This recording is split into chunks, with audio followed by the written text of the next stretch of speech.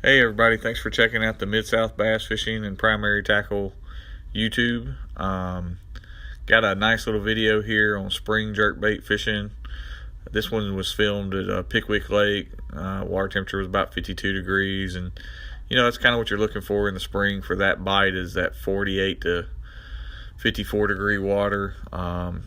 Nice little warming trend. You get 2 or 3 really good warmer days together, and those fish start thinking about, those bait fish start moving to the surface, and bass start feeding on the surface.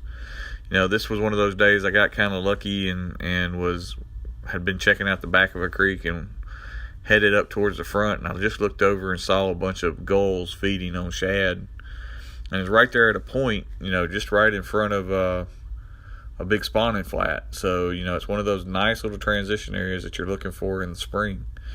In springtime, you're looking for secondary points, channel banks, anything close to a spawning flat that provides some deeper water but still close to even deeper water. So you want that nice little secondary in between place, and it can be a bluff wall, it can be a gravel point that comes out, but you want it to be kind of somewhere in between that deep winter spot and that spring shallow flipping area, that where you're gonna go catch those fish on the beds and stuff. So this was a good little day for me. I mean, I managed to catch about 22 pounds on this jerkbait, and it was kind of a key deal where I got a little lucky and then made some good decisions. When I pulled into this area, I was fishing with a regular 110 Megabass. They're medium sized jerkbait, and really wasn't catching any fish. I mean, I could see some big fish boiling here and there, and threw a swim bait, threw a chatterbait, threw a few other things. I just never could really get them on a spinner bait or anything like that. But then I caught on that little 110. I caught a big old skipjack, and that kind of told me that, hey, wait a minute. That's what they're eating on. They got these big skipjack hemmed up right here, and they're really kind of keying on this bigger bait getting ready for spawn. So I stepped up to the 110 Magnum, which is a little bit heavier, a little bit bigger bait. It's a slow suspending bait, slow sinking type suspending bait, and threw it out there. And the second cast, I think it really was, I caught a 4-pounder. And that's when I picked up the camera and put it on the boat and fished around for a minute. Didn't catch one, but then I started catching them. And over the course of this little 7-minute video, I catch 3 fish that weigh in at right at close to 14, 15 pounds, which was key to me winning this tournament.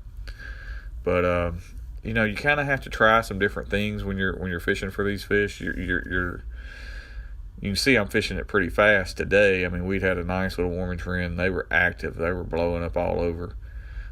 This is the bigger fish that I caught. That's about a 6 1/4. I think it won big fish of the tournament as well. But it was just one of those days when you could move that jerkbait pretty quick. But I count down a jerkbait sometimes as many as 10 times in between a pause. As much as 10 seconds, 15 seconds, depending on how fast they want a bait moving. Sometimes they don't want it moving at all, and so you have to be kind of making some mental notes as you fish, and make sure you're fishing for the right speed. But you just kind of vary it up until the fish tell you what they want. You'll see this one right here. This is just a big fat pre-spawn female fish. She's got a big old gut on her, and she was eating good, and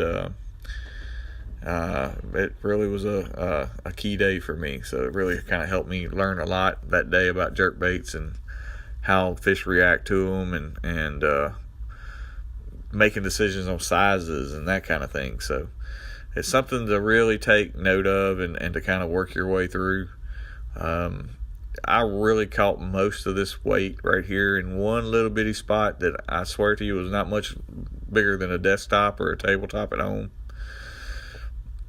And it was there was a little Christmas tree right in between a secondary point and a creek channel that leads back into that spawning flat. You can see right back there in the background. And if you made the right cast, you'd catch one just about every time. You can see I caught that big one, and I got hung up right here. and I'm literally going to get it unhung, and then my next cast I'm going to catch a 5 1/4. And it's just one of those days when they're just piled into an area, and I've done that more than once in the spring. So it's something, you know, in springtime you catch a fish off of a little point, little gravel point or whatever, make multiple casts to that area, because you can see this fish jumping on top of the water. But they'll set up in an area, and you'll catch more than one good fish in an area. So appreciate you guys checking this out. Hope some of this helped. If you have any questions, please let me know. Follow the channel, share it, subscribe, and like the channel. Thanks.